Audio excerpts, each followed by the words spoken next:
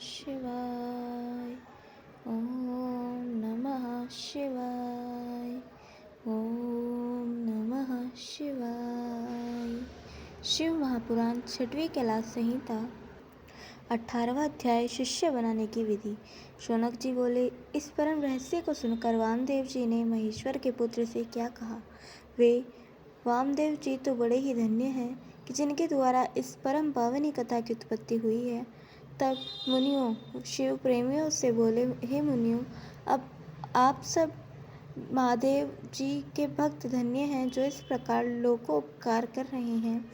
अतः अब मुझसे उन दोनों महात्माओं का संवाद फिर से सुनिए।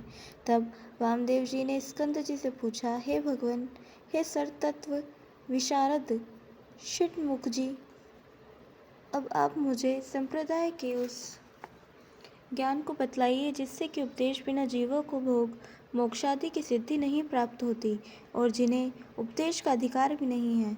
इनके शौर कर्म और स्नान इस प्रकार क्यों हैं, वे कहकर आप मेरा संशय दूर कीजिए।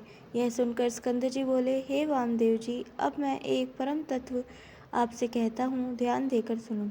वैशाख, श्रवण, अश्विन, कार्तिक, अगन, माघ, इन महीनों के शुक्ल पक्ष और शुभ दिन में पंचमी अथवा पूर्णमासी को शुद्ध हो गुरु के चरण दोन के निकट मृग चर्म के आसन पर शंख में पुष्प रख प्रणव मंत्र से अभिमंत्रित करें और गंध पुष्प आदि से पूजन कर दीप दिखा मुद्रा से रक्षा कर कवच मंत्र आच्छादित करें।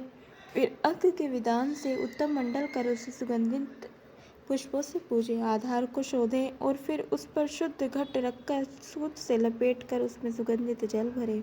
फिर पीपल, पाकड़, जामुन, आम, बड़, इन पांचों की छाल और इन्हीं पांचों के पत्ते और हाथी, घोड़े, रथ, बौबी और नदी के संगम स्थान की मिट्टी में सुगंधित द्रव्य मिलाकर उस कलश पर लेपन करें। फिर वस्त्र, आम के पत्ते, कुश का अग्र, नारियल और फूल मिलाकर इस प्रकार सब वस्तुओं से उस घट को अलंकृत करें। फिर उसमें पंचरत्न अथवा भक्ति सहित सुवर्ण डाल देवें। फिर नील, मणिक्य, सुवर्ण, मूगा और गोमेद, इन 5 रत्नों को ले नृमलस्क का उच्चारण करते हुए अंत में ग्लुम ऐसा उच्चारण करते हुए प्रेम पूर्वक सविधि पूजन करें। फिर जैसे कि पहले कहा जा चुका है कि खीर और तांबूल रख 8 नामों से पूजा करें।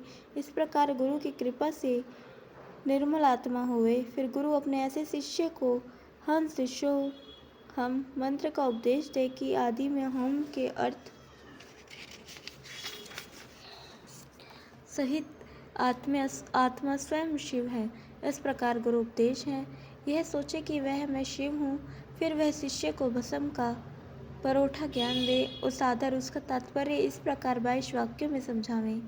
इस प्रकार से शिव महापुराण छठवीं कैलाश संहिता का 18वां अध्याय समाप्त। 19वां अध्याय योग पट्ट वर्णन।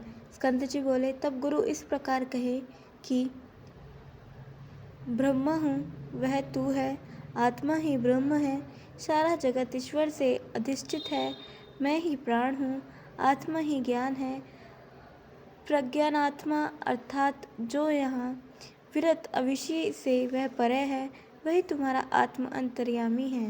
वह एक ही पुरुष और आदित्य मैं हूँ, परम ब्रह्म भी मैं ही हूँ, सबसे परे सबका ज्ञाता वह एवं सर्वभूतों के हृदय में मैं ही हूँ।